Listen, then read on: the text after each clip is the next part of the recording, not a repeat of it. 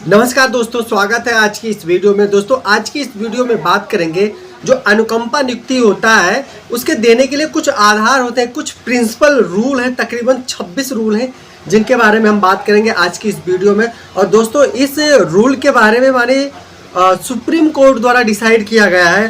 तो अगर कोई अनुकंपा नियुक्ति के लिए मांग करता है तो उन 26 रूलों को फुलफिल करना बहुत ज़रूरी होता है। अब वो आपके केस में परफेक्ट बैठेगा कि नहीं बैठेगा इसके लिए तो नहीं कह सकते।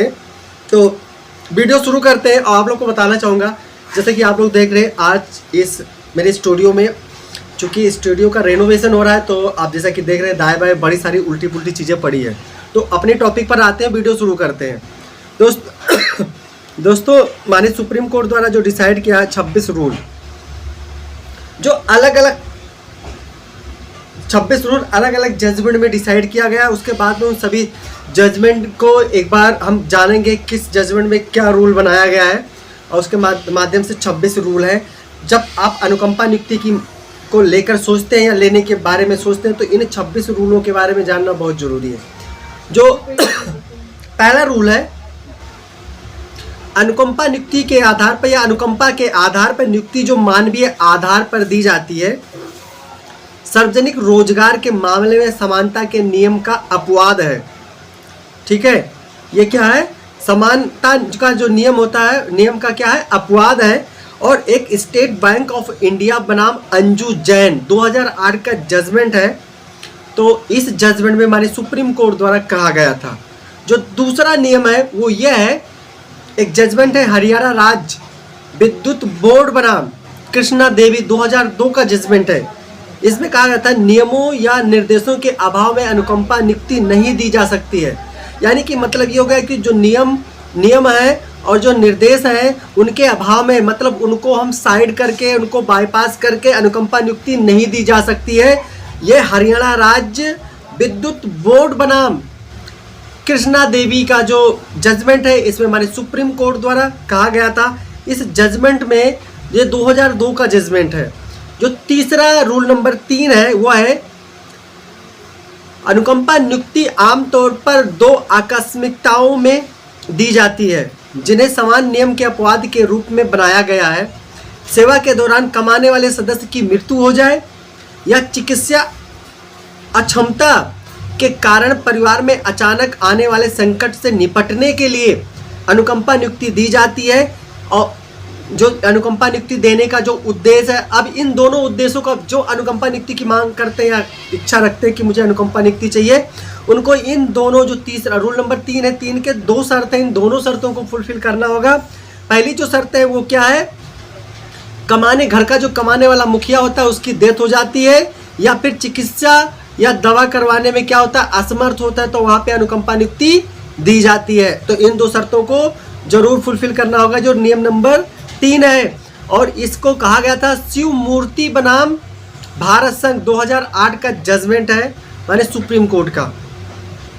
रूल नंबर 4 की अगर हम बात करते हैं तो इसमें कहा गया था, नियोक्ता द्वारा अनुकंपा के आधार पर रोजगार देने का जो पूरा उद्देश्य मृतक या अक्षम कर्मचारी के परिवार के सदस्यों को अचानक वित्तीय संकट से उबरने में सक्षम बनाना होता है। इसलिए संकट में फंसे परिवार को उबारने के लिए अनुकंपा के आधार पर नियुक्ति तुरंत दी जानी चाहिए, उसमें देरी नहीं की जानी चाहिए।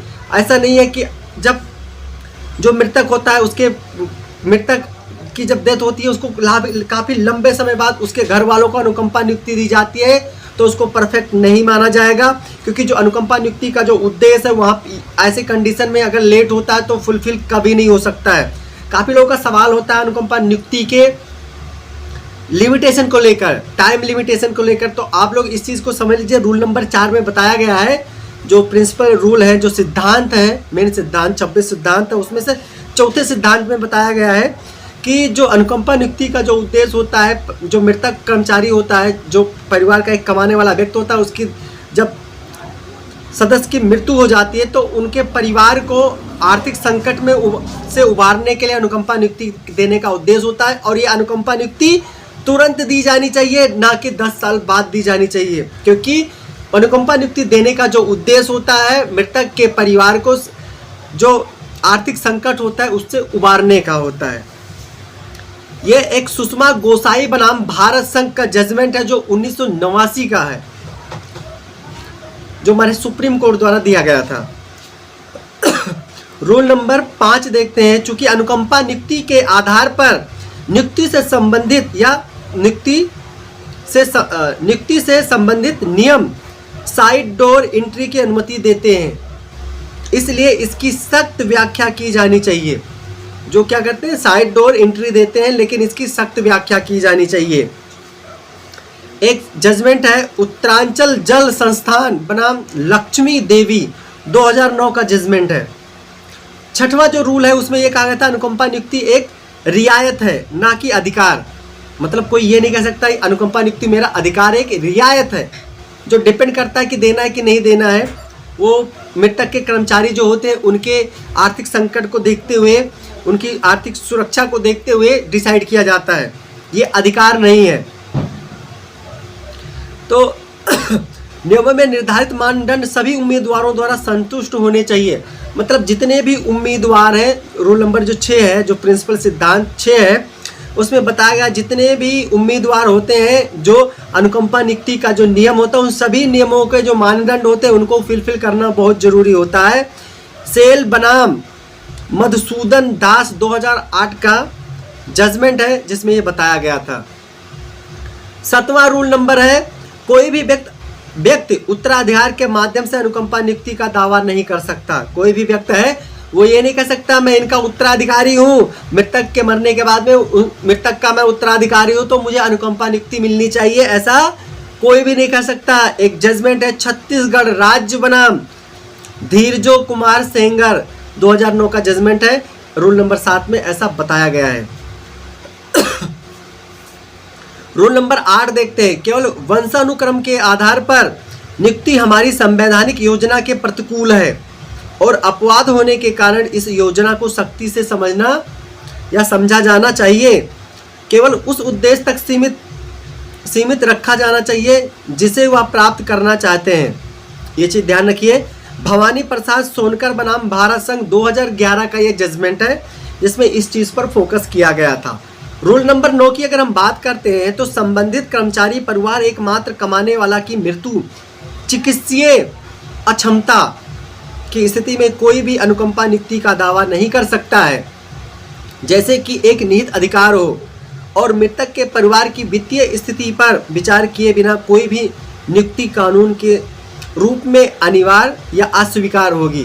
कहने का मतलब है जो परिवार की आर्थिक स्थिति होती है उसका मूल्यांकन किए बिना किसी को भी अनुकंपा नियुक्ति नहीं दी जा सकती है। यूनियन ऑफ इंडिया बनाम अमृता सिन्हा 2021 का जजमेंट है, सबसे लेटेस्ट जजमेंट है।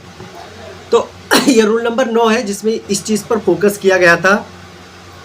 रूल नंबर 10 की अगर हम बात करते हैं तो अनुकंपा नियुक्ति के लिए जो आवेदन मृत्यु अक्षमता के तुरंत बाद और किसी भी मामले में उसके उचित अवधि के भीतर किया जाना चाहिए, अन्यथा यह अनुमान लगाया जा सकता है कि मृतक अक्षम कर्मचारी के परिवार को वित्तीय सहायता की तत्काल आवश्यकता नहीं है। ऐसी नियुक्ति एक निहित अधिकार नहीं होने के कारण आवेदन करने के अधिकार का भविष्य में किसी भी समय प्रयोग नहीं किया जा सकता है और समय बीतने और संकट खत्म होने के बाद भी इसे पेश नहीं किया जा सकता है। एक बार इसको थोड़ा समझते हुए चलते हैं। इसमें यह कहा गया है कि अगर कोई व्यक्ति मृतक के डेथ होने के बाद में या घर का जो कमाने वाला व्यक्ति होता है उसकी डेथ होने के बाद तुरंत अगर आवेदन नहीं करते तो ये समझा जाता है कि उनको जो आर्थिक संकट का, किसी भी तरह के आर्थिक संकट का सामना नहीं कर रहे हैं, तो उनको अनुकंपा नियुक्ति की शायद जरूरत नहीं है। तो ध्यान रहे, लिमिटेशन से संबंधित अगर आपके सवाल हैं तो आपको तुरंत आवेदन करना चाहिए, ये बात ध्यान रखना। और इसको कोलफील्ड्स लिमिटेड बनाम अनिल बधाकर 2009 का एक जजमेंट है, इसमें बताया गया था। अब जो नियम नंबर 11 है, अनुकंपा आधारित रोजगार का उद्देश्य मृतक कर्मचारी के परिवार के किसी भी सदस्य को पद देना नहीं है। मृतक के पद के बदले पद देना तो दूर की बात है, मृतक के परिवार के आर्थिक स्थिति की परवाह किए बिना अनुकंपा आधारित रोजगार देना, तृतीय व चतुर्थ श्रेणी के ऊपर के पदों पर अनुकंपा नियुक्ति करना कानूनी रूप से अनुचित है। एक चीज़ जान लीजिए, इसमें क्या होता है, जो तृतीय और चतुर्थ श्रेणी का होता है अनुकंपा नियुक्ति जो होता है, तृतीय और चतुर्थ श्रेणी के ऊपर के पदों को अगर दिया जाता है, किसी को नियुक्त किया जाता है, तो क्या है, अनुकंपा नियुक्ति का कानून है जो उसका अनुचित उपयोग माना जाएगा।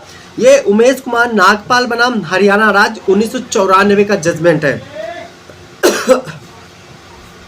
रूल नंबर 12 में देखते हैं तो इसमें बताया गया है, मृतक कर्मचारी के आश्रितों की निर्धनता मामले को अनुकंपा आधारित नियुक्ति की योजना के अंतर्गत पाने की पहली शर्त यदि निर्धनता के तत्व और वित्तीय अभाव से राहत के लिए तत्काल सहायता प्रदान करने की आवश्यकता को अनुकंपा आधारित नियुक्ति से हटा दिया जाता है, तो यह सेवा में रहते हुए मरने वाले कर्मचारी के आश्रितों के पक्ष में आरक्षण बन जाएगा, जो सीधे संविधान के अनुच्छेद 14-16 के तहत गारंटीकृत समानता के आदर्श के विपरीत होगा। इसमें यह कहा गया है 12 रोल नंबर 12 जो नियम नंबर 12, इसमें यह कहा गया है कि अगर अनुकंपा नियुक्ति से जो मृतक कर्मचारी होता है उसके परिवार को तुरंत आर्थिक संकट से रिलीफ दिलाने का जो उपाय होता है, अगर उस शब्द को हटा दिया जाए तो ये सीधे सीधे जो भारतीय संविधान का अनुच्छेद 14 और 16 है उसका सीधे जो गारंटीकृत समानता के आदर्श के विपरीत होगा। मतलब उसका जो गारंटीकृत समानता का जो अधिकार है उसके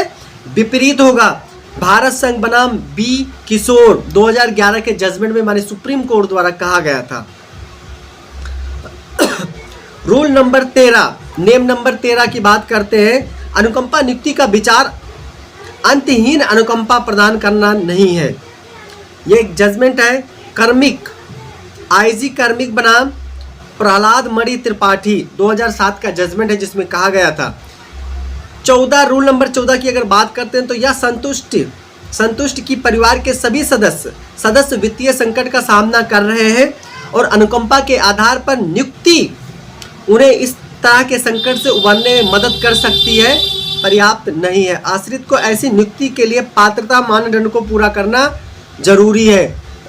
देखिए, अगर किसी कर्मचारी के परिवार का कोई सदस्य मर गया है, कर्मचारी कोई अगर किसी उसकी डेथ हो गई है, तो केवल ये नहीं है कि उनके परिवार को जो आर्थिक संकट है उससे उबारने को ही ध्यान में रखा जाएगा, उसको तो ध्यान में रखा जाएगा, लेकिन उससे पहले जो अनुकंपा नियुक्ति के जो नियम है, जो पद के लिए जो योग्यता है उसको सबसे पहले फुलफिल करना पड़ेगा, उसके बाद में ये सोचा जाएगा। तो इस जजमेंट को इस नियम को गुजरात राज्य बनाम अरविंद कुमार टी तिवारी 2012 के जजमेंट में इस चीज़ पर फोकस किया गया था कि जो पद के लिए अनुकंपा नियुक्ति का जो पद रिक्त है उसके लिए आपको सबसे पहले उसको नियमों को फुलफिल करना पड़ेगा, उसके बाद में उस पद की जो योग्यता है उसको बाईपास नहीं कर सकते, उसको भी आपको ध्यान में रखते उसको फुलफिल करना होगा, तब आप अनुकंपा नियुक्ति के अधिकारी होंगे। नियम नंबर 15 की अगर हम बात करते हैं, 14 इससे पहले हमने जाना है, जब तक आवेदन कई वर्षों के बाद कई वर्षों के बाद भी वयस्क नहीं हो जाता तब तक रिक्त का आरक्षण नहीं किया जा सकता है, जब तक कि कुछ विशिष्ट प्रावधान ना हो। संजय कुमार बनाम बिहार राज्य 2000 का जजमेंट है जिसमें इस चीज़ पर फोकस किया गया था। अगर आप लोग अभी तक बने हुए हैं तो लास्ट तक बने रहेंगे, क्योंकि अभी हमने 15 नियम के बारे में ही पढ़ा है और हमें टोटल अभी पूरा पढ़ना है 26 नियम, 26 रूल। तो इन 26 रूलों को फुलफिल करना होगा अगर आप अनुकंपा नियुक्ति के बारे में सोच रहे हैं। जो 16 नंबर है, पारिवारिक पेंशन का अनुदान या टर्मिनल लाभों का भुगतान रोजगार सहायता प्रदान करने के विकल्प के रूप में नहीं माना जा सकता है। इसके अलावा यह केवल दुर्लभ मामलों में ही होता है, वह भी यदि अनुकंपा नियुक्ति के लिए योजना द्वारा प्रावधान किया गया है हो, और अन्यथा नहीं कि आश्रित जो मृत्यु के तिथि पर नाबालिग था, असक्षमता, वयस्क होने की नियुक्ति के लिए विचार किया जा सकता है। इस जजमेंट का नाम है केनरा बैंक सुप्रा के हिसाब के नाम से है, इसमें आप चेकआउट कर सकते हैं। जजमेंट का नाम इसलिए बता रहा हूँ क्योंकि अगर आपको डाउट होता है तो वहाँ पर जाकर चेकआउट कर सकते हैं। 17 जो नियम नंबर 17 जो रूल 17 है, कर्मचारी की मृत्यु असक्षमता के कई वर्षों बाद या मृतक अक्षम कर्मचारी के आश्रित के उपलब्ध वित्तीय साधनों पर उचित विचार किए बिना अनुकंपा के आधार पर की गई नियुक्ति सीधे संविधान के 14 और 16 के साथ टकराव में होगी। ये एक जजमेंट है माने सुप्रीम कोर्ट का, जिसका नाम है नेशनल इंस्टीट्यूट ऑफ टेक्नोलॉजी बनाम नीरज कुमार सिंह 2007 का जजमेंट है, जिसमें इस चीज को बताया गया था। 18 नियम नंबर 18 में कहे यदि आश्रित लाभकारी रूप से कार्यरत है तो उन पर विचार नहीं किया जा सकता है। हरियाणा लोक सेवा आयोग बनाम हरिंदर सिंह 1998 का ये जजमेंट है। अगर कोई आश्रित है, वो पहले से लाभकारी रूप से कहीं कार्यरत है, कहीं पे जॉब पे लगा हुआ है, तो फिर वो और अनुकंपा नियुक्ति की मांग नहीं कर सकता। 19 है मृतक कर्मचारी के उत्तराधिकारियों द्वारा प्राप्त सेवानिवृत्ति लाभों को यह निर्धारित करने के लिए ध्यान में रखा जाना चाहिए कि मृतक का परिवार गरीबी में है या नहीं है। न्यायालय गरीबी के मानदंड को बहुत संपन्न नहीं तक सीमित कर सकता है। इस जजमेंट का नाम है जिसमें इस बात को फोकस किया गया था। जनरल मैनेजर डी और पीवी बनाम कुंती तिवारी 2004 का जजमेंट है, जिसमें इस पर्टिकुलर चीज पर फोकस किया गया था।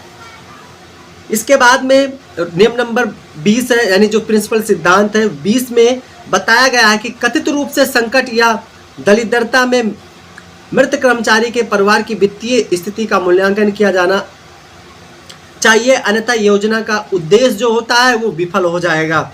मतलब उसकी गरीबी को मूल्यांकन किया जाना चाहिए कि वो एक्चुअल में गरीब है, अनुकंपा नियुक्ति के योग्य है कि नहीं है, इस चीज़ पर जरूर विचार किया जाना चाहिए, अन्यथा जो योजना का अनुकंपा नियुक्ति योजना का जो उद्देश्य है वो विफल हो जाएगा। क्योंकि ऐसी स्थिति में सेवा में मरने वाले कर्मचारी का कोई भी और हर आश्रित रोजगार का दावा करेगा, जैसा कि सार्वजनिक रोजगार विरासत में मिल रहा हो। यूनियन ऑफ इंडिया बनाम शशांक गोस्वामी 2012 का जजमेंट है। और साथ में इसी जजमेंट से जुड़ा हुआ एक जजमेंट और है यूनियन बैंक ऑफ इंडिया बनाम एमटी लतीश 2006 का जजमेंट है। और इसी चीज को फोकस किया गया है national hydro electric power corporation बनाम नानक चंद्र 2004 में इस जजमेंट को दोहराया गया था। और इस जजमेंट को एक बार और दोहराया गया था पंजाब नेशनल बैंक बनाम अश्विनी कुमार तनेजा 2004 में। अब आ जाते हैं 21 नियम नंबर जो 21 है, उसमें क्या कहा गया है। टर्मिनल लाभ, निवेश, मासिक पारिवारिक आय, पारिवारिक पेंशन व अन्य स्रोतों से परिवार की आय शामिल है, जैसे कृषि भूमि को सही तरीके से इस बात पर विचार करने के लिए प्राधिकरण द्वारा लिया गया, क्या परिवार गरीबी में जी रहा है कि नहीं जी रहा है, क्या उनका मासिक आय क्या है, क्या उनका भूमि से भी कुछ प्रॉपर्टी से लैंड से भी क्या उनकी इनकम होती है। तो इन सब चीज़ों को ध्यान में रखते हुए फिर अनुकंपा नियुक्ति को डिसाइड किया जाएगा। ये सोमवीर सिंह सुप्रा करके एक जजमेंट है जिसमें यह चीज़ बताया गया था। 22 नियम नंबर 22 में अगर देखते हैं तो परिवार जो होता है वो लाभ योजना के तहत मृतक कर्मचारी की विधवा को मासिक भुगतान का आश्वासन देने वाला लाभ अनुकंपा नियुक्ति के उसके रास्ते में नहीं आ सकते हैं। परिवार लाभ योजना को अनुकंपा नियुक्ति के लाभों के बराबर नहीं माना जा सकता है।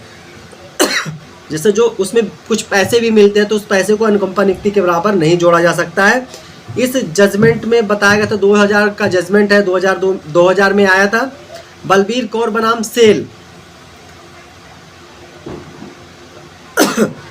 नियम नंबर 23 आय स्लैब का निर्धारण वास्तव में एक ऐसा उपाय है जो मनमाने तत्वों को कम करता है, जबकि निस्संदेह निर्णय लेने में प्रत्येक व्यक्तिगत मामले के तथ्यों को ध्यान में रखना होगा। आय स्लैब का निर्धारण लेने की प्रक्रिया में निष्पक्षता और एकरूपता लाने के उद्देश्य को पूरा करता है। ये एक जजमेंट है एचपी राज्य बनाम शशि कुमार 2019 का जजमेंट है, जिसमें इस पर्टिकुलर चीज़ पर जो आय स्लैब का निर्धारण वास्तव में एक ऐसा उपाय है, इस चीज़ पर फोकस किया गया था। अब जानेंगे 24 नियम नंबर 24। हम 23 पढ़ चुके हैं, 24 पढ़ेंगे, 25 पढ़ेंगे और 26 पढ़ेंगे। तो 24 पे आते हैं। न्यायालय सहानुभूतिपूर्ण विचार से प्रेरित होकर आशीर्वाद प्रदान नहीं कर सकते हैं, मतलब सहानुभूति नहीं दे सकते हैं, जो कि आगे की जजमेंट में बताया गया है, नियम में बताया गया है।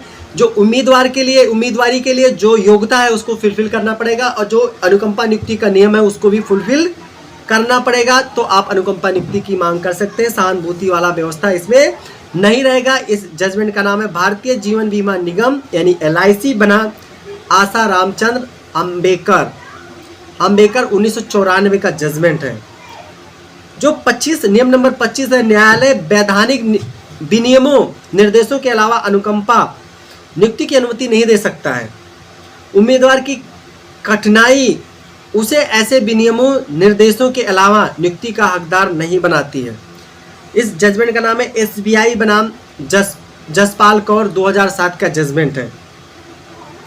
मेरे एक व्यूअर्स ने पूछा था क्या स्टेट बैंक ऑफ इंडिया यानी SBI में भी अनुकंपा नियुक्ति की मांग का जो नियम है लागू होता है? तो बिल्कुल होता है। अगर आप इस वीडियो को देख रहे हैं तो आप ये चीज़ समझ लीजिए, बिल्कुल लागू होता है। जो लास्ट यानी जो 26 रूल है, नियम नंबर 26 है, जिसमें नियुक्ता को उस नीति के विपरीत अनुकंपा के आधार पर नियुक्ति करने के लिए वाद नहीं किया जा सकता है। जो नियुक्ता होता है उसको नीति के विपरीत, मतलब जो नियम बने हुए अनुकंपा नियुक्ति के, उसके विपरीत ले जाकर उस पर फोर्स करके अनुकंपा नियुक्ति की देने के लिए वाद नहीं किया जा सकता है। एक जजमेंट है केंद्रीय विद्यालय संगठन बनाम धर्मेंद्र शर्मा 2007 का ये जजमेंट है। और इस जजमेंट इस 26 नियम को माने सुप्रीम कोर्ट द्वारा एक जजमेंट था केनरा बैंक बनाम अजीत कुमार जी के सिविल अपील नंबर 255 2025 में इस चीज़ को सुनाया गया था। दोस्तों आशा करता हूँ इस वीडियो से आप लोगों को बहुत कुछ सीख मिला होगा।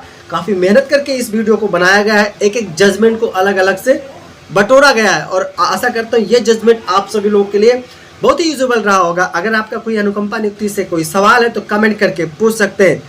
यहाँ पे यूट्यूब पर कमेंट करके पूछने के लिए कोई चार्जेस नहीं, कोई लीगल एडवाइस फीस नहीं है, फ्री ऑफ कॉस्ट है। बस करना क्या होगा, लाइक करना होगा, सब्सक्राइब करना होगा अगर आपकी इच्छा हो। अगर ऐसी वीडियो आप और देखना चाहते हैं, अपने आप को अपग्रेड करके रखना चाहते हो तो बिल्कुल सब्सक्राइब कर दीजिए।